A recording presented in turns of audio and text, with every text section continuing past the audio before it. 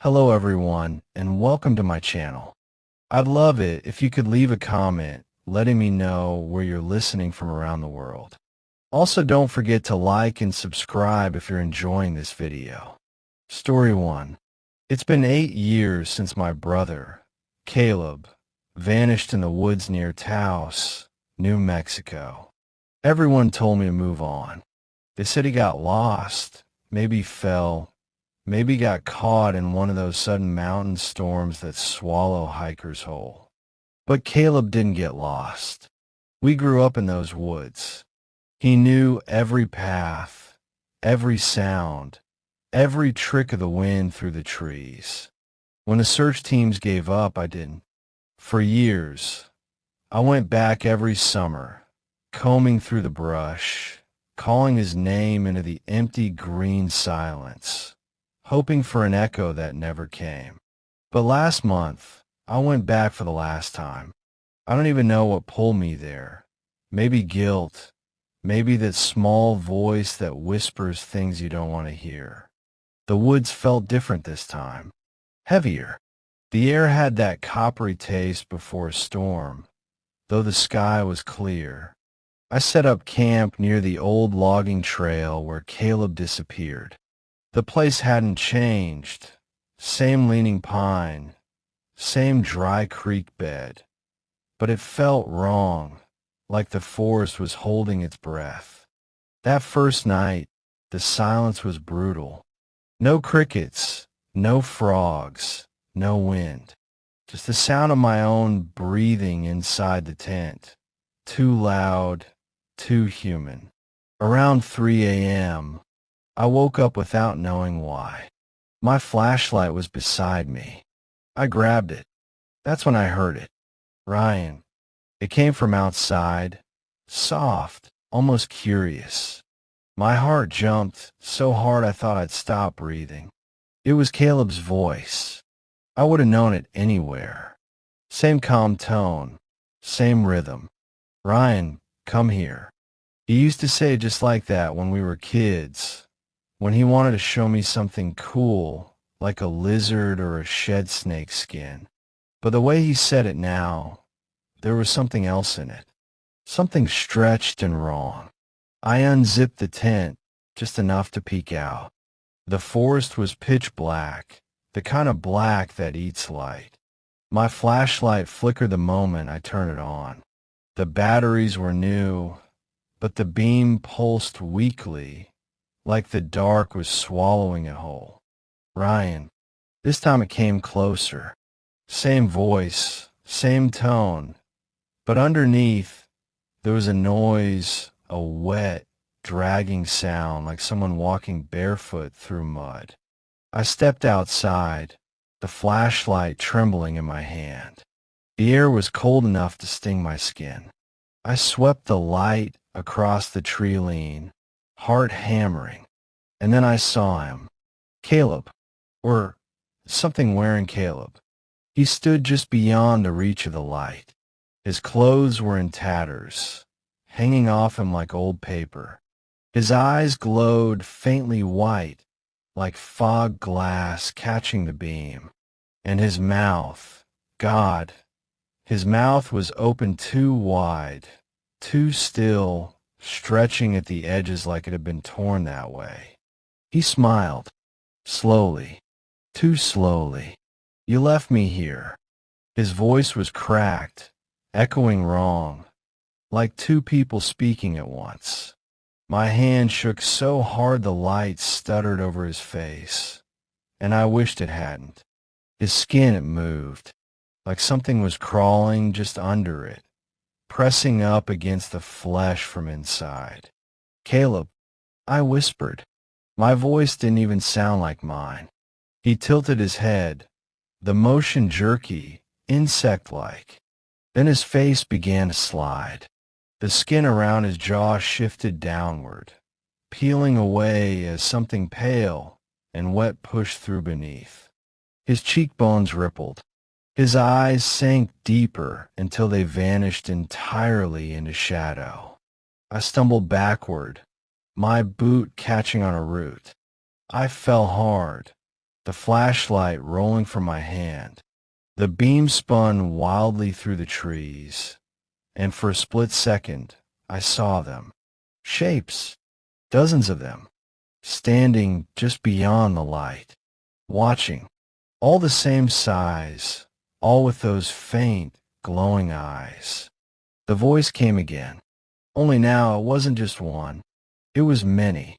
Ryan, come here, come here, come here.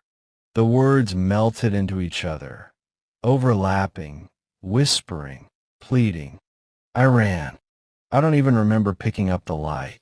I just remember running, branches tearing in my arms, the cold air slicing into my lungs. Behind me, I could hear them moving, fast, too fast. The sound wasn't footsteps anymore. It was claws scraping bark, bones cracking, laughter that didn't sound human. I don't know how long I ran.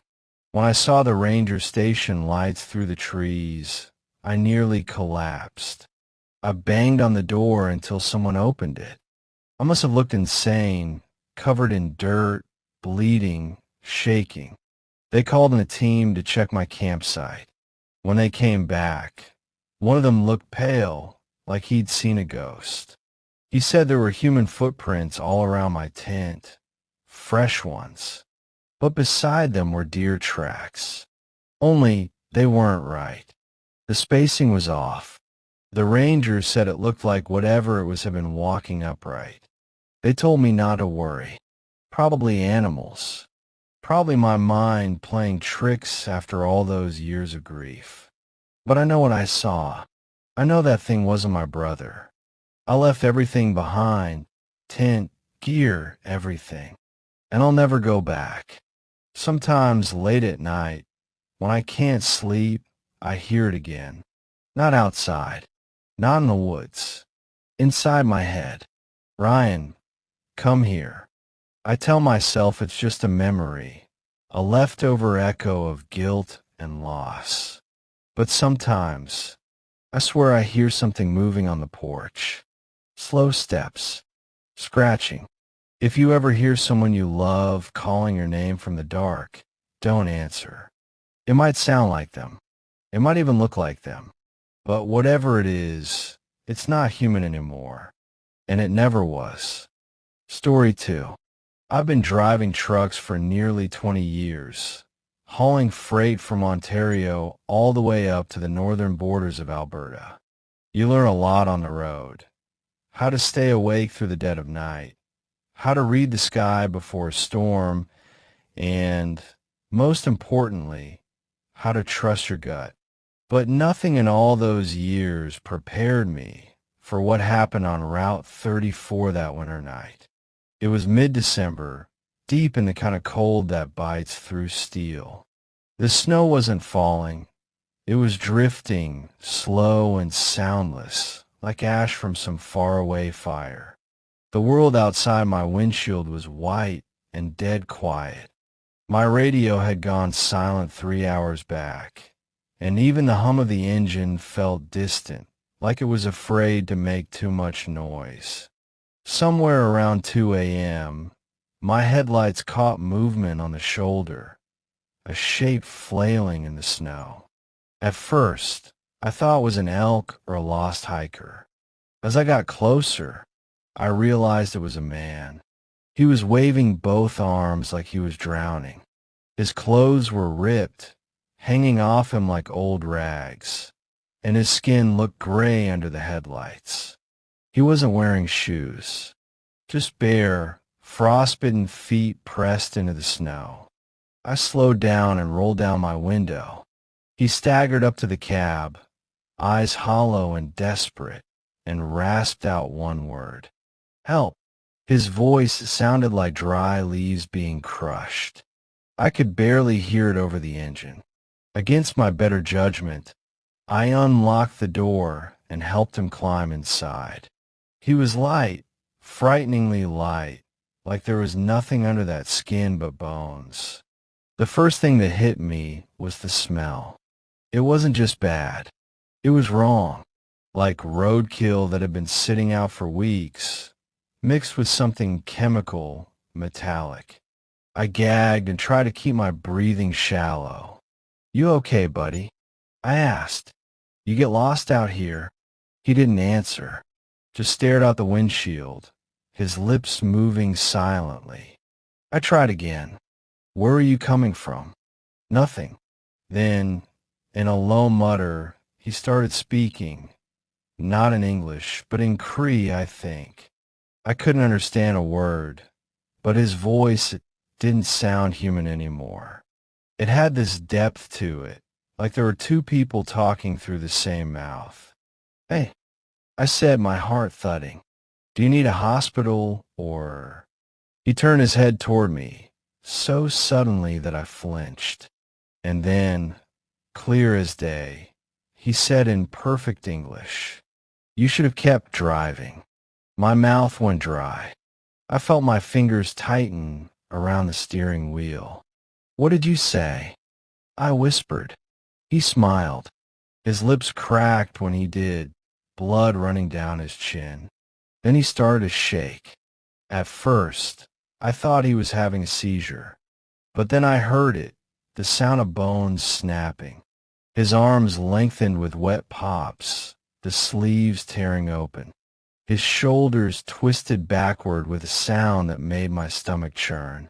His skin began to pull tight against his skull until I could see the outlines of bone underneath. He screamed, but it wasn't human. It was sharp and endless, like a train breaking against steel. The sound filled the cab, bouncing off the glass. I slammed the brakes, the tires screeching on the ice. The truck fishtailed to a stop. I yanked the door open and tumbled out, landing hard in the snow. My breath burned in the cold. I looked up just in time to see him, or it, crawling out after me. His jaw was hanging loose, open far wider than it should have been. His eyes glowed faintly in the dark, milky and blind, but somehow locked on me. His limbs bent the wrong way, moving too fast. It scuttled across the hood like a spider, claws scraping metal. I heard the windshield crack from the inside. I ran. I didn't look back. My boots slipped on the ice, but adrenaline pushed me forward. I don't know how long I ran, maybe 5 minutes, maybe 20, until I saw faint lights ahead. A diner, closed for the night, but I pounded on the door anyway until the owner came out, half asleep and angry. When he opened up, I collapsed on the floor, gasping, shaking, trying to explain what happened. He just looked at me like I was drunk or crazy. When I dragged him outside to show him my truck, it was gone. The police found it the next morning, about half a mile down the road. Engine still running, driver's door open. The inside was torn apart. Deep claw marks on the seats, the dashboard shredded like paper. The windshield had been smashed outward, not inward. They searched the woods for the man I'd picked up, but there were no footprints. Just the truck sitting there in the snow, with that smell still lingering in the air. The officer who took my statement said, quietly, "You know, there are stories up here about things that walk in the winter, things that look like men." He wouldn't say the word, but I knew what he meant. The Wendigo. I quit long-haul trucking 6 months later. Moved south. Warmer weather, shorter nights.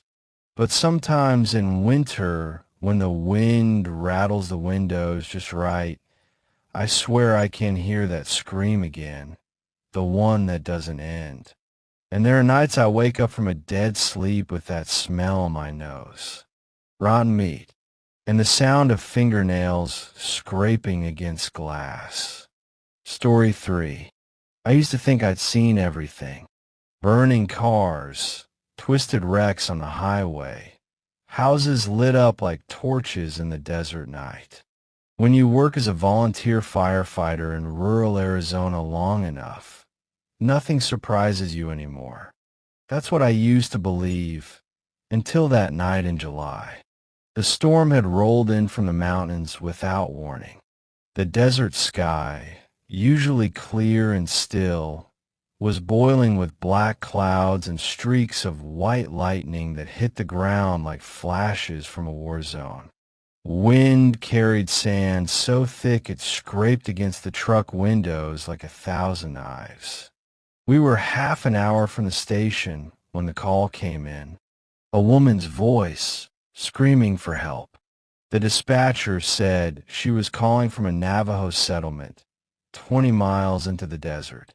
Something's trying to get in, she'd said before the line went dead. We'd had prank calls before, but this one didn't sound like a joke. There was something in her voice, raw panic, the kind that comes from someone who's already seen what's outside their door. I was riding shotgun next to Captain Harris, with 2 rookies in the back. Nobody talked much. The wipers could barely keep up with the rain, and the headlights only cut through a few feet of darkness. Every so often, lightning would flash, and for half a second, the whole desert would appear, flat, endless, and empty. Then darkness again. We found the house around midnight. It stood alone, a small wooden structure hunched against the storm. No lights, no sign of movement, just the wind howling through the open fields and the rattle of the loose tin roof. When I stepped out of the truck, the sand hit my face so hard it burned. I pulled my jacket up and shouted to the others, "Make it quick." But the closer we got to the house, the more wrong everything felt. The front door was hanging off one hinge, splintered like it had been kicked in.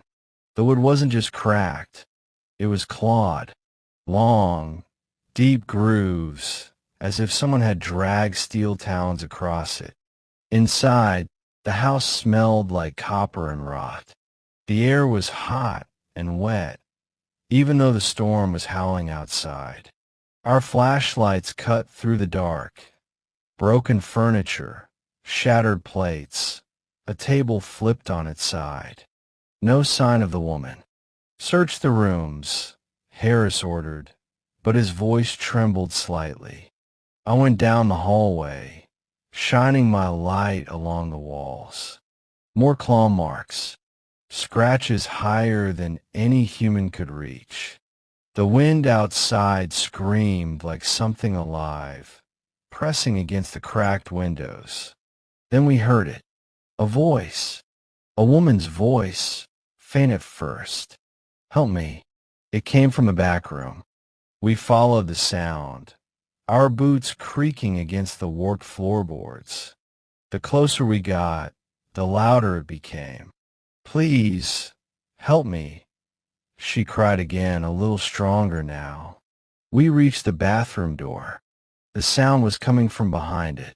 Harris looked at me, his face pale under the flashlight beam. I nodded and pushed the door open. That's when everything stopped.